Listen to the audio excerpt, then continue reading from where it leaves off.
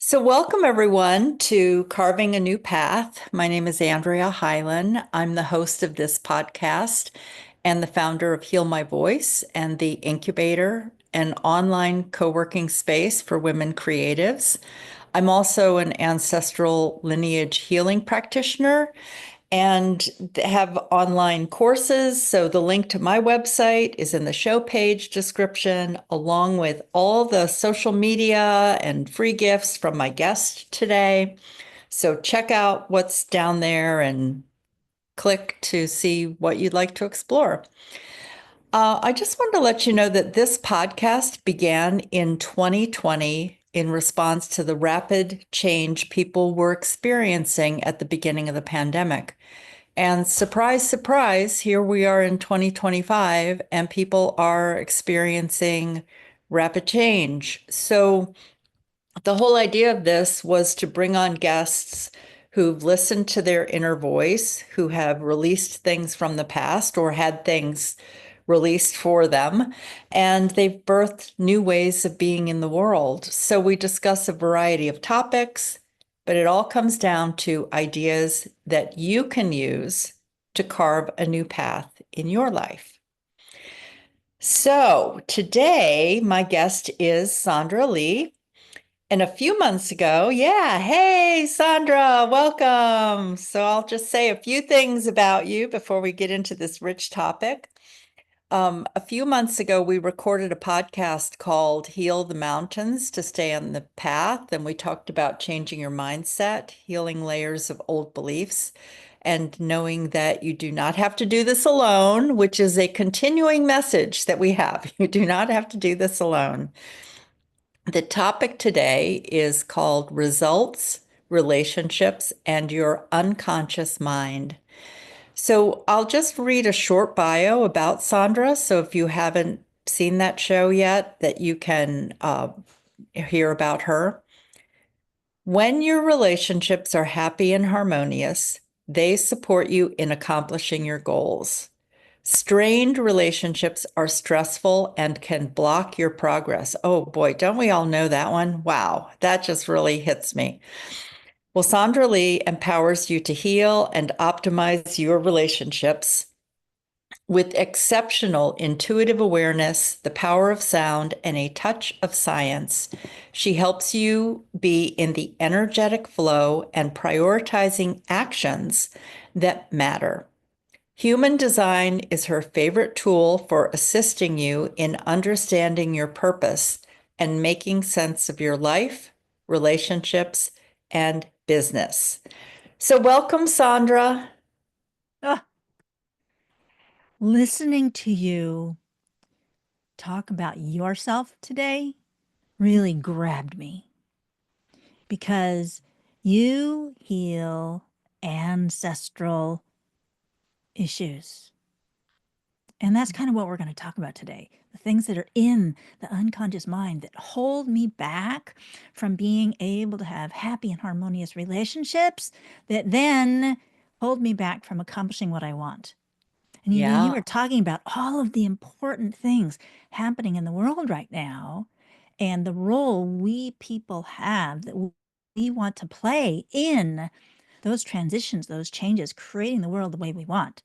And so as I was listening to every word you were saying there, so I was like, oh my goodness, this relationships, healing our relationships is so important when we want to accomplish big, important things.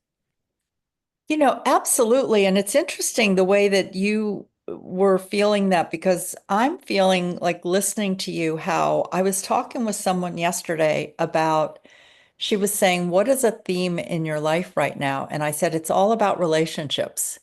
And we Mhm. were actually looking at the astrology of what is happening right now, all about relationships and whether or not it's a time in the world where we can see things being played out, or whether we're in alignment with the astrology or the nature cycles or whatever.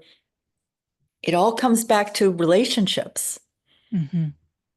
So let's talk about how we get on like automatic in relationships, or we get into these automatic traps in relationships. what comes up to share is my relationship with my mother, that from childhood to adulthood was not on a good track. You know, this was, in my mind, the source of most of the trauma and not believing in myself and not feeling like I had any worth and everything I do was wrong. That all originated in my relationship with my mother. Now, Mm-hmm. she was doing the best she could, always doing the best we can. But that doesn't mean that we are being in ways that actually support the people in our life. I am just dealing with all of the stuff that happened in my past when I'm interacting with the person in my present. And it's run by what's basically in my unconscious mind, not who I think myself as being, Mm-hmm. because that's conscious.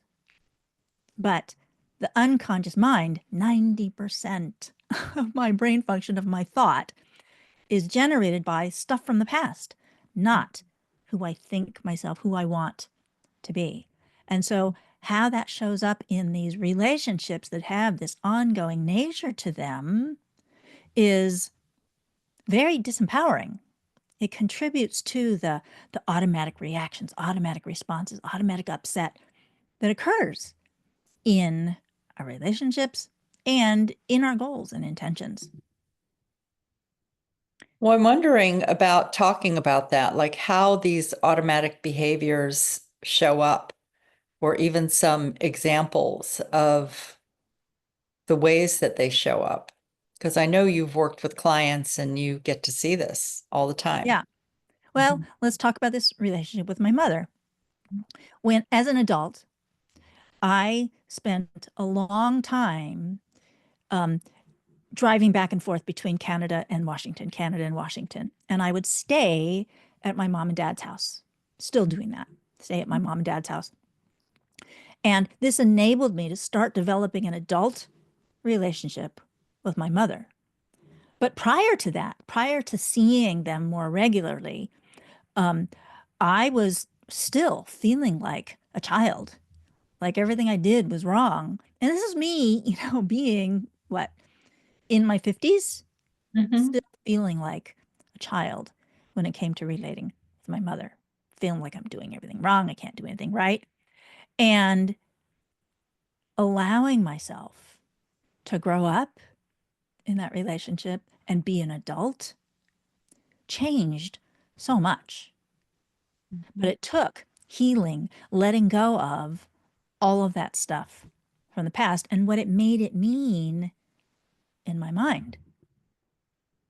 So, for those of you listening, or any of you feeling like you have this childhood relationship with a parent, perhaps, or a sibling, and you can feel how stuck you are, how the work person, for example, and the home person are like two different people because you're stuck in a childhood way of being, childhood patterns and reactions in that situation, as opposed to in your professional situation, you're a totally different person. Well, and I want to say, like, the thing that comes up for me is, it was so interesting that you started talking about your mother, because we've had many conversations before, and I know how you've worked with so many different clients, and I don't think we've had the conversation as much about our mothers, but I'm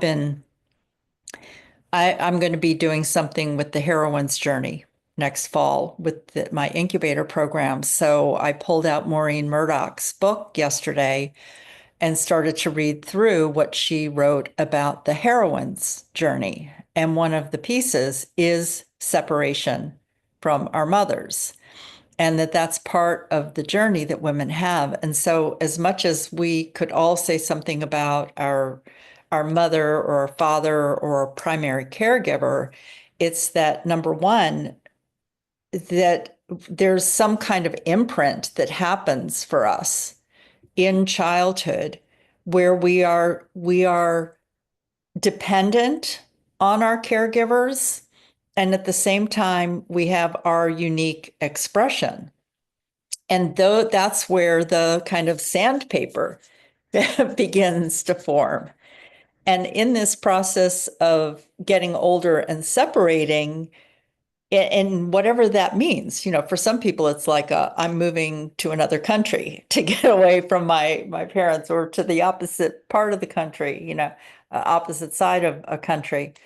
Um, but it can also feel like this tug of war of like feeling loyal or responsible or wanting to be a good daughter or son to a parent and everything. So, and it's the same thing with ancestral lineage healing, that there've even been studies in epigenetics that we have this in our DNA, kind of this connection, this loyalty to family and traits, whether it's blessings or burdens that show up. So I'm wondering if you want to speak to any of that, or if anything got stirred up. And then I think it'd be good to talk about how to free up the behavior, but I don't know. Absolutely. Yeah. Do you want to go right into that, or is there something else that's So coming? there is a theory that I developed several years ago called the foundational separation wound. Mm. And I Mhm. think this is something that all of humanity experiences Yes. because at birth, I go from being warm and inside my mother and having all of my needs met instantly Hmm. to I am separated and cold and disconnected. The sound environment is totally different. The light, it's a shock being born. Hmm. And it's that fundamental separation that all of us experience, and it's traumatic. Yes.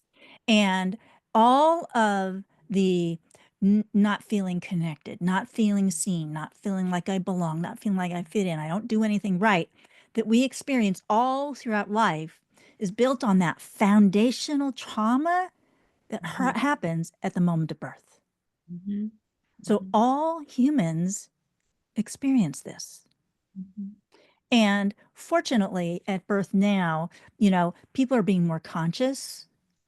So hopefully, reestablishing that connection as much as possible right after birth, or as soon after birth as possible, to start to heal that wound, that fracture that Yeah. occurs. But, part of me believes that this experience might be just part of what it is about being human, Hmm. having that experience of separation. Because, of course, so many of the lessons that I come here to have are around how do I establish connection, feel connection, allow love in, express love, all these things associated with that. But that foundational separation is such a part of so many different aspects of the wounding that occurs and then the healing that's required. Hmm. So let's talk a little bit about like healing the trauma and beliefs, and like freeing ourselves up to change some of this. And, blessings to the mothers and fathers, because also I am a mother, not a father, but I am a mother, and I'm human, and I know the challenges of that. And even if you're not, I'm sure you've witnessed like, whoa, it's hard to raise kids. It's hard to be there for everything. So blessings to all who are in that. So, what could you tell us about healing the trauma and beliefs? First of all, there's a lot of different ways to do it, a lot of different techniques, and a lot of practitioners.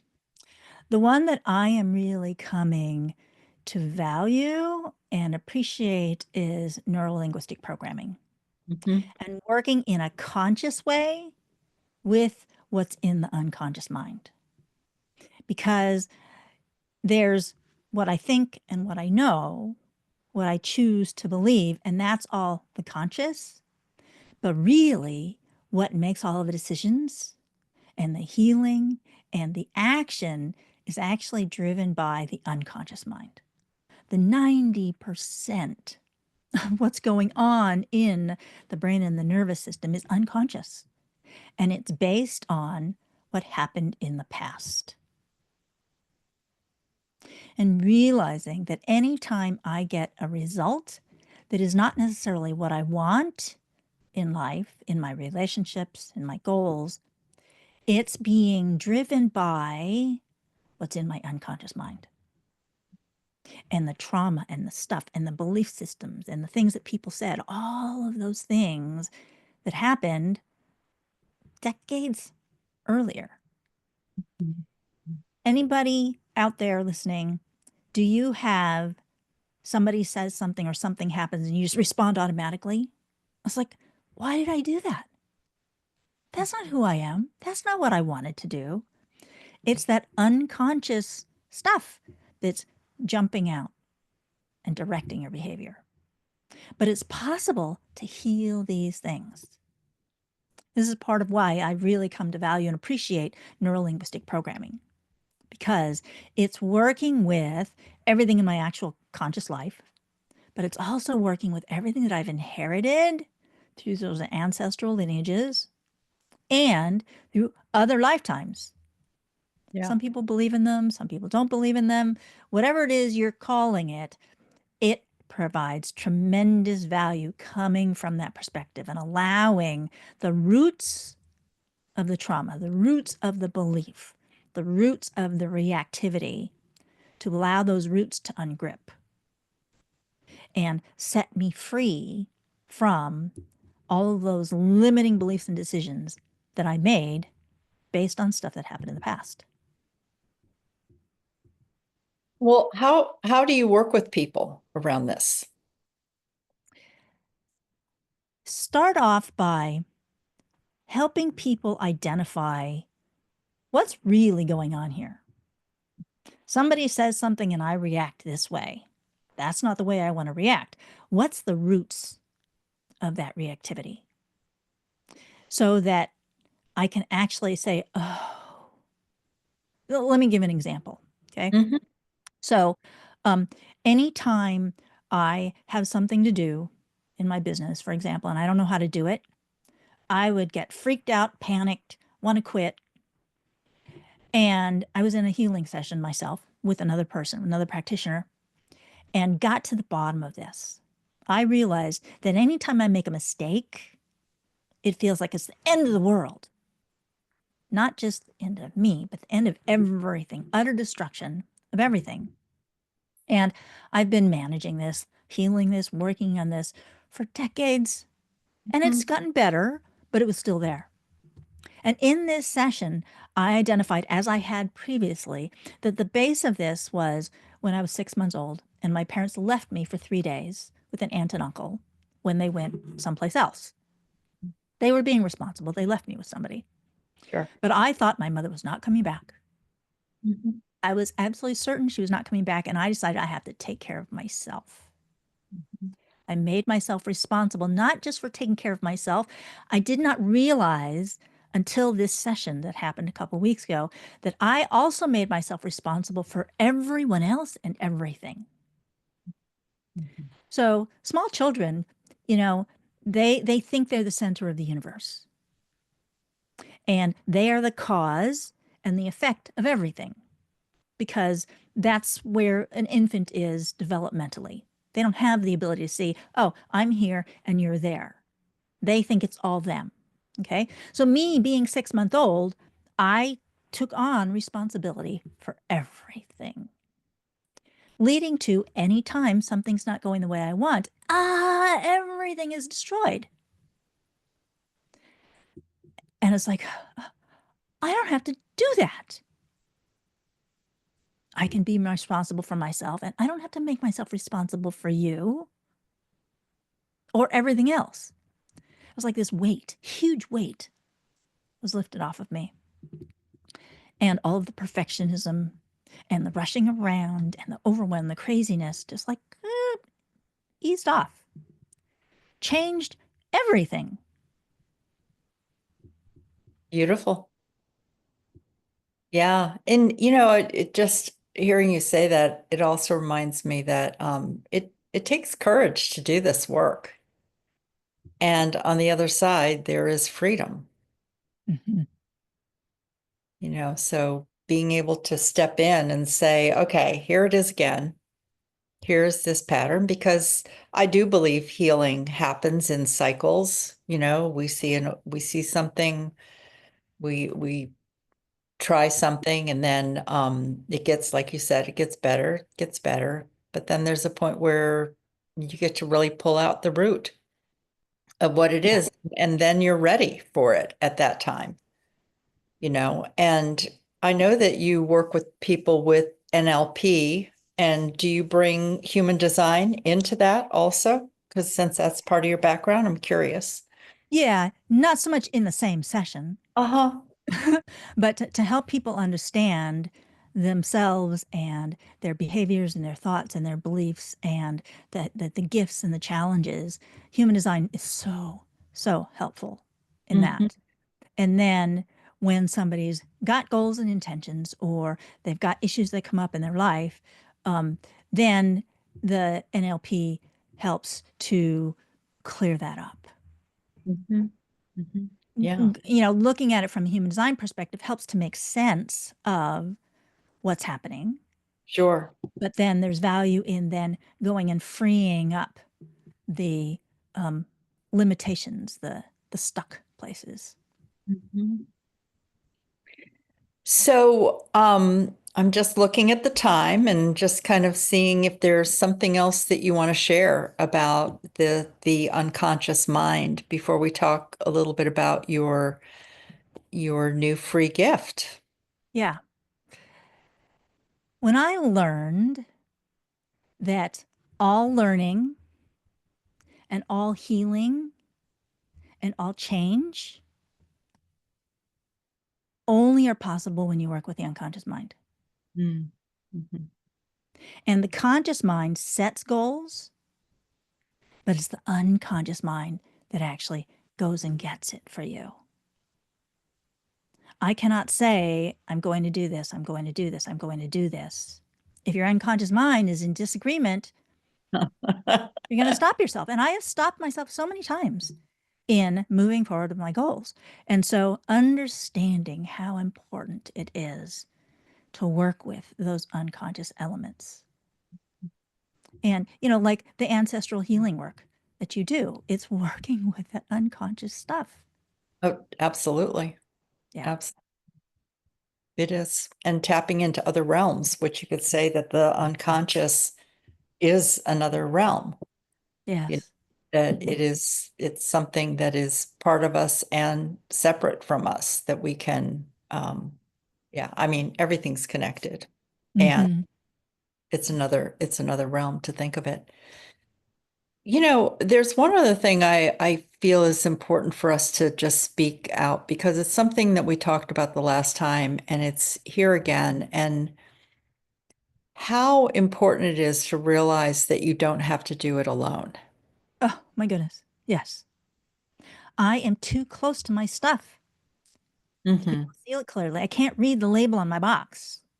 Right. And when I have someone else to be able to give me what I call outside of my head perspective, drip information or perspectives or thoughts or questions into my awareness so that I can look at it differently. And without that, it's just not possible because I can only work with my conscious, I can't access unconscious completely on my own. I need help. Yeah. I also want to just say to the listeners something that I want to say it's taken me a long time to learn it, but it's also been something that I've learned in cycles. And that is that someone holding space for us is as important as the information that they're giving to you. There's something about being held in a safe, non-judgmental space where more of your own answers can come forward. And and I say it's taken me a long time to understand that. It's like I understood that I could hold space for people, right? Mhm. but to allow someone else to hold that space, to find the people in my life who have been able to hold space. Like it's like things cleared up faster. Uh, I, it accelerated my own intuition. It Yes. helped me with working with clients to have somebody holding space for me as a client. I mean, one of the things I did this year was I hired a writing coach. Even though I coach women on writing, it's like, oh, can I coach myself? Actually, no. Yes. It's important to have that other expected perspective. So, with the work that you do with people and all the different ways that you are holding space and bringing in your knowledge and your experience, it's valuable. And this is a place for people to make changes and get support and be held in that space. Getting to those awareness points, I find requires both having somebody holding space, but then also knowing how to guide me, Yes, how to absolutely. ask the right question at the right time, to provide the right doorway that just holding space is not enough. Hmm. Holding space and then having the skill to then direct where I Yeah, go. absolutely. Yeah. Absolutely. Yeah. And thank you for that piece because yes, absolutely. So, let's talk about your happy and harmonious relationships worksheet that I just saw that you are sharing with the I list. have a new free gift for you. Mhm. It's got a dial on it. So cool to help you identify where you are in your important relationships. How Mhm. happy and harmonious is this given relationship, whichever one you want to focus on? And then what action can you take to have that foundational relationship be more happy and harmonious so that Mhm. it provides support for you in being yourself and then accomplishing what you want to accomplish in the world? Mhm. Yeah. Oh, I love that. And looking at the dial, it goes from estranged on one end to co-create miracles. So there's like this wide range of that. And when I looked at that, one of the things that I thought about, Sandra, is that so I have three adult daughters. Hmm. All have strong voices, and of course they do, because that was the environment they grew up in, to have a voice, to have their own individuation within the group. And right now, one of my daughters and I talk probably 2 to 3 times a day. And there's different cycles of that with each of my daughters. And there was one year where maybe it was a year and a half where I hardly spoke to any of them. And partly because I was stepping into something different for myself, and they didn't necessarily agree with that, or it was they were unsure of what I was doing. And it was such a critical point of my development that I Hmm. needed that space for a year and a half. And I'm looking at your dial, and the reason that I wanted to share that with listeners is because there are times where being estranged or being somewhat on the lower end is part of your journey. And so it's not about always creating the happy, uh, like Hallmark movies or whatever, happy ending stories or whatever.